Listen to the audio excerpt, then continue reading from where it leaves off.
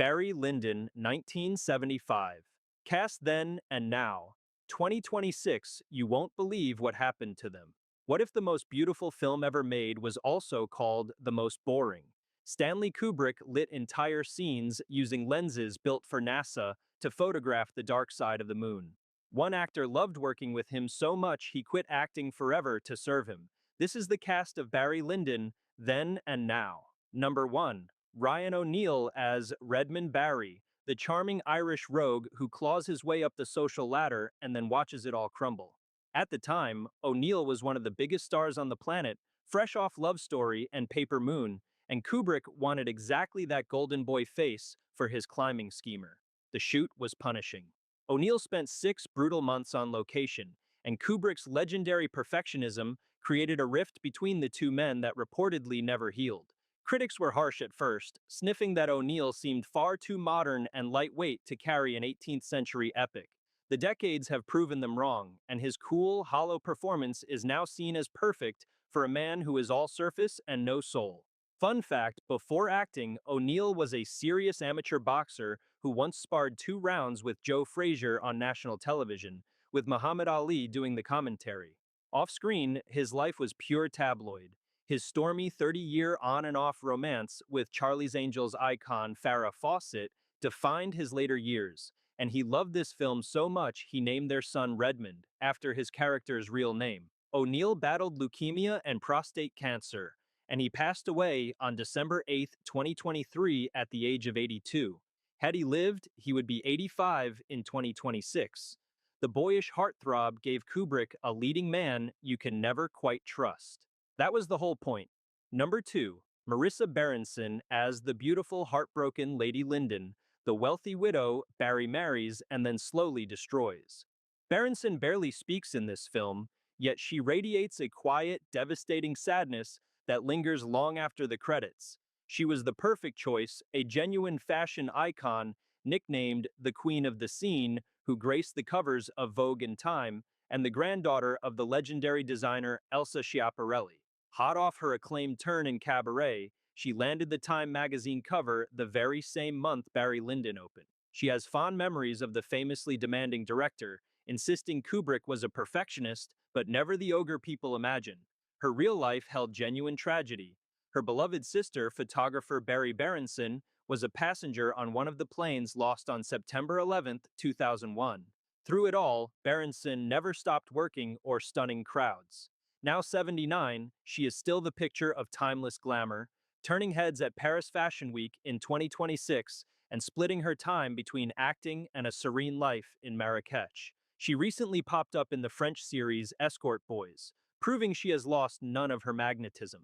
The woman who played a silent, suffering aristocrat has lived one of the fullest, most fabulous lives of anyone in this cast. Vincent Canby of the New York Times put it simply, saying she splendidly suited her costumes and wigs. Decades later, she still suits any room she walks into. Pure, old-world elegance that never faded. Number 3, Leon Vitali as the seething, vengeful Lord Bullingdon, Barry's stepson who grows up to settle the score. Bullingdon is one of the most quietly hateful characters in the film, and his final duel with Barry is unbearably tense. But Vitali's real story is the most jaw-dropping in this entire cast. He was a rising young English actor when he met Kubrick on this set, and he became so utterly fascinated by the master at work that he made a stunning choice.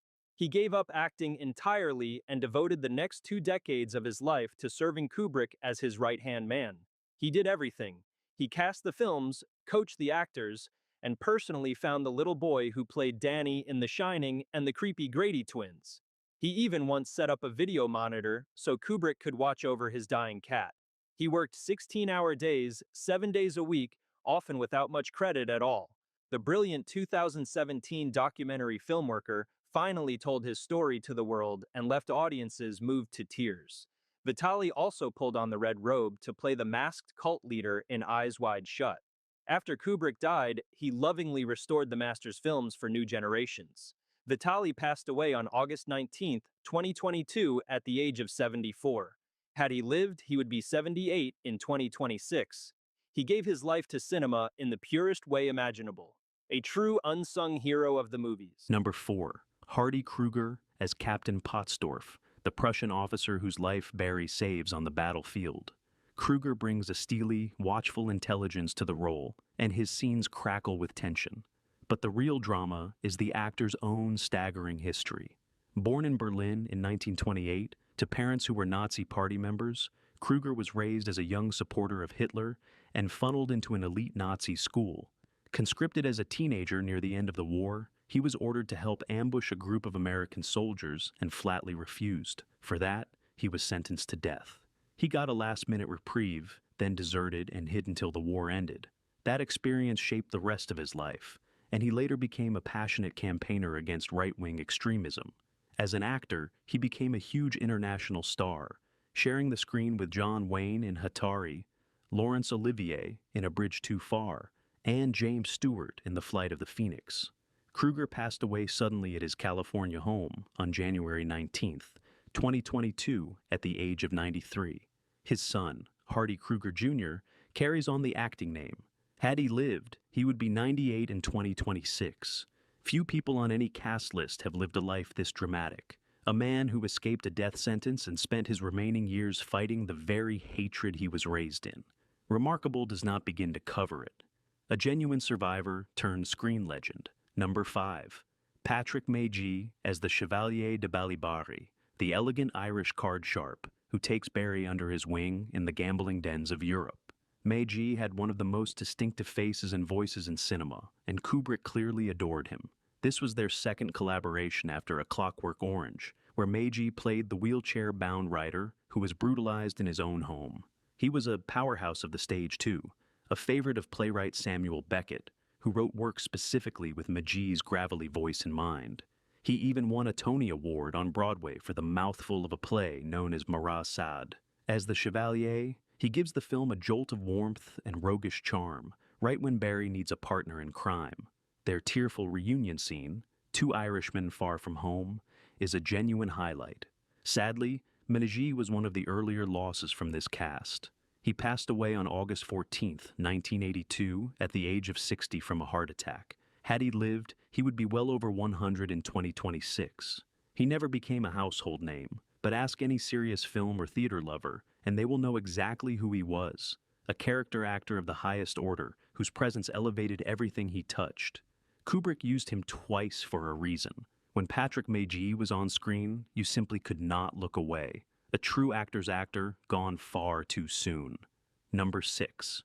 Steven Berkoff as Lord Ludd, the aristocratic gambler Barry crosses paths with at the card table. It is a small role, but Berkoff went on to become one of the most deliciously menacing actors of his generation. If you grew up on 1980s blockbusters, you know his face. He was the rogue Soviet general in the James Bond film Octopussy, the sneering art dealer who tangles with Eddie Murphy in Beverly Hills Cop, and the brutal officer who tortures Sylvester Stallone in Rambo. He even played Adolf Hitler in the epic miniseries War and Remembrance. Here's the thing, though. Berkoff has always considered himself a man of the theater first, and he famously takes Hollywood villain roles mostly to fund his own experimental stage work, openly admitting he thinks many of his films lack any artistic merit. He is a celebrated playwright and director who built a whole intense performance-style critics named after him. He was even offered the terrifying lead villain in Blue Velvet and turned it down. And he is still going strong. Born in 1937 in the East End of London, Berkoff is now 88 and still performing his fierce one-man shows. He once won a libel case against a critic who called him hideously ugly, and the judge agreed it crossed a line.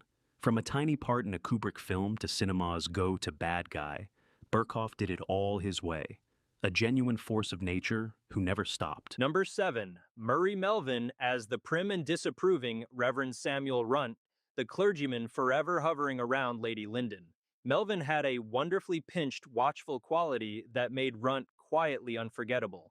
He was already a major figure in British acting long before this. He was a founding talent of Joan Littlewood's revolutionary Theatre Royal Stratford East, and he broke through with the landmark drama A Taste of Honey, originating the role on stage and then in the 1961 film, a performance that earned him a Best Actor prize at the Cannes Film Festival and helped change British cinema forever.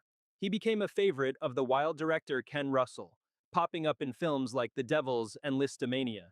Beyond acting, Melvin was a devoted historian who lovingly served as the archivist for his beloved Stratford East Theatre for years, preserving its legacy for future generations.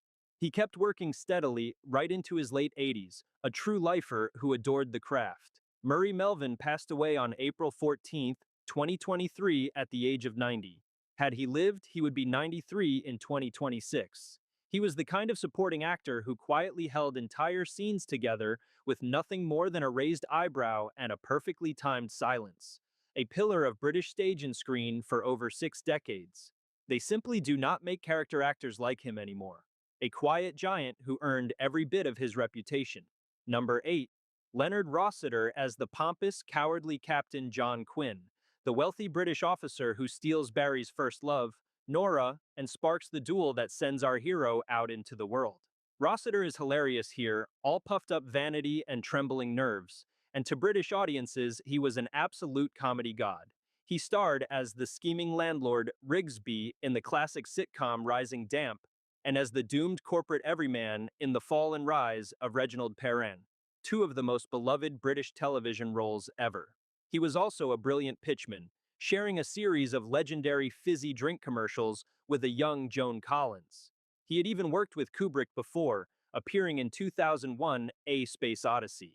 The man had impeccable comic timing and could shift to drama in a heartbeat. Tragically, his story has a stunning ending. On October 5th, 1984, Rossiter collapsed from a heart attack in his dressing room at a London theater, in between scenes of a play, and died. He was just 57 years old. Had he lived, he would be 99 in 2026. He was working right up to his final breath, exactly as he would have wanted. A comic genius taken far too early, still adored by anyone who grew up watching British television. From a vain captain in a Kubrick epic to a national treasure, Rossiter was one of the best to ever do it. Gone in an instant, but never forgotten. Number 9. Marie Keene as Barry's fiercely devoted mother, the woman whose scheming and ambition shadow her son's entire rise and fall. It is her cold advice late in the film to secure a title at any cost that helps push Barry toward his doom. Keane plays her with a flinty Irish steel. She was one of the great ladies of the Irish stage, a longtime star of Dublin's famous Abbey Theatre, and a household name across Ireland for decades thanks to her work on radio. Generations of Irish listeners grew up with her voice. She also worked with major directors, memorably appearing in John Huston's haunting final film, The Dead, a beautiful adaptation of the James Joyce story. Keane had a face and a presence that could convey a lifetime of hard-won wisdom and quiet cunning in a single look, which is exactly what this role demanded. She brought real authenticity to a film obsessed with getting every detail right. Marie Keane passed away on December 30th, 1993 at the age of 75. Had she lived, she would be over 100 in 2026. She never chased Hollywood fame, choosing instead to be a giant in her own country and a respected character actress abroad. She represented a whole generation of brilliant Irish performers who gave this very Irish story its soul.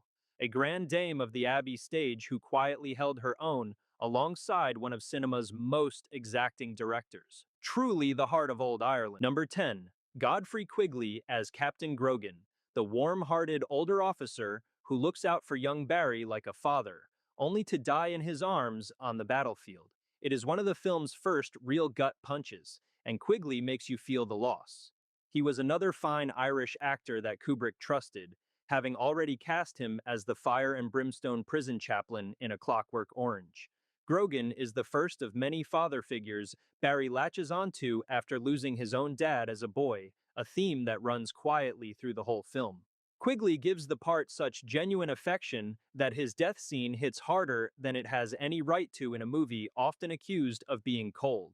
Off-screen, Quigley was a major force in Irish theater, helping to run and build acting companies that nurtured homegrown talent for years. He was a respected stage actor first and foremost, the kind of dependable, soulful performer every great ensemble needs. Godfrey Quigley passed away in 1994. Had he lived, he would be deep into his 90s in 2026. He was never a marquee name, but his handful of scenes here leave a real mark, proof that there are no small parts in the hands of a true actor. another piece of the rich Irish backbone that made Barry Lyndon feel so lived in and real. A gentle, grounding presence the film needed. Quietly wonderful work. Number 11. Frank Middlemass as the wheezing, gout-ridden Sir Charles Lyndon, the wealthy old husband whose seat at the card table Barry is patiently waiting to inherit, along with his beautiful wife. Sir Charles only has a couple of scenes, but they are deliciously bitter. He sees right through Barry's quiet scheming and lashes out at him with the fury of a dying man who knows exactly what is coming next. Middlemass plays him as a magnificent, sputtering wreck, and the tense card room standoff between the two men, with Lady Lyndon watching, is a small masterpiece of unspoken menace. Middlemass was a wonderfully versatile British character actor with a career spanning stage, film, and television. He was a familiar, comforting presence to British audiences, taking over the iconic role of Dan Archer on the long-running radio serial The Archers, and later charming viewers as the gruff Rocky in the gentle sitcom As Time Goes By. He had that perfect blend of authority and warmth that made him welcome in any production. Frank Middlemass passed away on September 8, 2006 at the age of 87. Had he lived, he would be over 100 in 2026. He was the definition of a reliable scene stealer, the kind of actor who makes even a brief appearance land with real weight. His grumpy, doomed Sir Charles is a tiny gem in a film stuffed with them, a class act through and through. Number 12. Philip Stone as Graham, the loyal, watchful steward of the Lyndon estate, who quietly helps bring about Barry's final downfall. It is a small, buttoned-up role, but here is the fun part for horror fans. Philip Stone was one of Stanley Kubrick's most trusted regulars, and this was the middle film in an incredible run of three. He appeared in A Clockwork Orange, then here in Barry Lyndon, and then most chillingly of all, he played the ghostly Delbert Grady in The Shining. Yes, that Grady, the spectral former caretaker who corrects Jack Nicholson in that bone-freezing bathroom scene. I corrected them, sir. Once you know that, you will never watch his calm steward in this film the same way again. Stone had exactly the kind of unremarkable, trustworthy face that Kubrick loved to use and then subvert. He was a steady, dependable British character actor who popped up in everything from Indiana Jones to Flash Gordon. But it is his work for Kubrick that secured his place in film history forever. Philip Stone passed away on June 15, 2003 at the age of 79. Had he lived, he would be over 100 in 2026. He is a perfect example of the deep, talented bench Kubrick assembled for this film. A familiar face to film lovers who may never have known his name. From a quiet servant to one of horror's creepiest ghosts, Stone was a Kubrick secret weapon, unforgettable in the smallest doses. Number 13. Dominic Savage as the young Lord Bullingdon, the quiet, watchful boy who silently resents his stepfather long before he grows up to seek revenge. Savage was just 10 years old when he spent 6 months on location with Kubrick, and his solemn child's stare plants the seed for all the rage to come.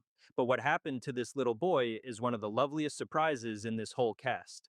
On set, Kubrick noticed the child's curiosity and actively encouraged his growing interest in still photography, a small act of kindness that quietly changed the boy's entire future. Inspired by that experience, Savage grew up to become an award-winning filmmaker himself. He is now a celebrated multiple BAFTA-winning writer and director, known for raw, emotionally powerful British dramas. He created the acclaimed anthology series called I Am, building searing one-off films around brilliant actresses, including I Am Ruth, which starred Kate Winslet and her real-life daughter and won the BAFTA for Best Single Drama. Savage also directed the prescient financial crisis drama Freefall and the gripping film The Escape with Gemma Arterton. Now 63, he is one of the most respected directors working in British television. He has spoken warmly about Kubrick, calling him tough but incredibly kind and generous, the complete opposite of the cold tyrant of legend, a child actor who was inspired by a master and grew up to become a master himself. What a beautiful full circle story. Number 14. Sir Michael Hordern as the narrator, the calm, dry, all-knowing voice that guides us through Barry's entire rise and fall. You never see his face, but his voice is one of the most important performances in the whole film. In a brilliant, almost cruel touch, Kubrick has the narrator coolly tell us the tragic outcomes before they even happen on screen. He casually reveals that the young Brian is doomed and that the final duel will end badly, draining away any suspense and replacing it with a heavy, inevitable sense of fate. It should not work, yet it is mesmerizing, and Hordern's gentle, ironic delivery is the secret ingredient. Hordern was one of Britain's most distinguished and beloved character actors, a knight of the realm with a career spanning over 5 decades on stage and screen. That warm, slightly weary voice made him a natural storyteller, and he narrated many films and series, becoming a comforting presence to generations. He was Shakespearean royalty and a familiar face in countless British classics. Sir Michael Hordern passed away on May 2nd, 1995, at the age of 83. Had he lived, he would be an incredible 114 years old in 2026. His narration here is so iconic that film students still study it as the perfect example of how to use a storyteller to shape a movie's entire mood. The unseen star of Barry Lyndon. Proof that sometimes the most powerful performance is one you only ever hear. Number 15. Andre Morell as Lord Wendover, the powerful, well-connected nobleman Barry desperately tries to befriend in his doomed quest to buy himself a royal title. Wendover represents the very pinnacle of the society Barry can never truly join, and Morell plays him with a perfect, effortless air of inherited authority. He makes you feel exactly how far out of his depth Barry really is. Morell was a tremendously respected British actor with a rich and varied career. Horror fans adore him for his many roles in the classic Hammer films, where he made a wonderfully grounded, intelligent Dr. Watson opposite a Hammer version of Sherlock Holmes, and starred in chillers like The Plague of the Zombies. He also lent his gravitas to huge Hollywood epics, appearing in monumental films like Ben-Hur and The Bridge on the River Kwai. He was the sort of solid, dignified performer who brought instant credibility to any cast he joined. Sadly, Morell was one of the first from this film to leave us. He passed away on November 28, 1978, at the age of 69, just a few years after Barry Lyndon was released. Had he lived, he would be well over 100 in 2026.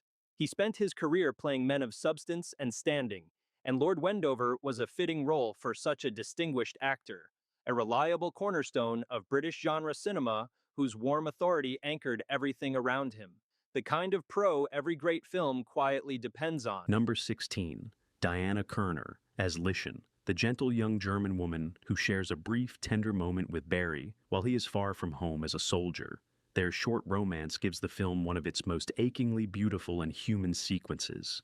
And here is a piece of pure cinema magic. The candlelit scene where Barry sits with Lischen and her baby is so perfectly lit by nothing but flickering candle flame that it looks exactly like a living, breathing 18th century oil painting. Film lovers constantly compare it to the work of the old masters, like Caravaggio.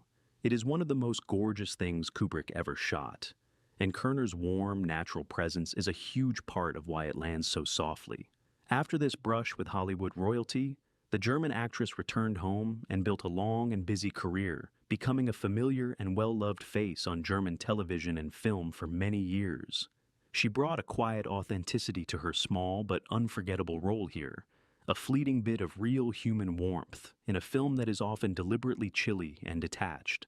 She also represents the international flavor of this production, which was shot across England, Ireland, and Germany. That single candlelit interlude has become one of the most famous and most copied images in the entire movie, a brief appearance that earned a permanent place in film history.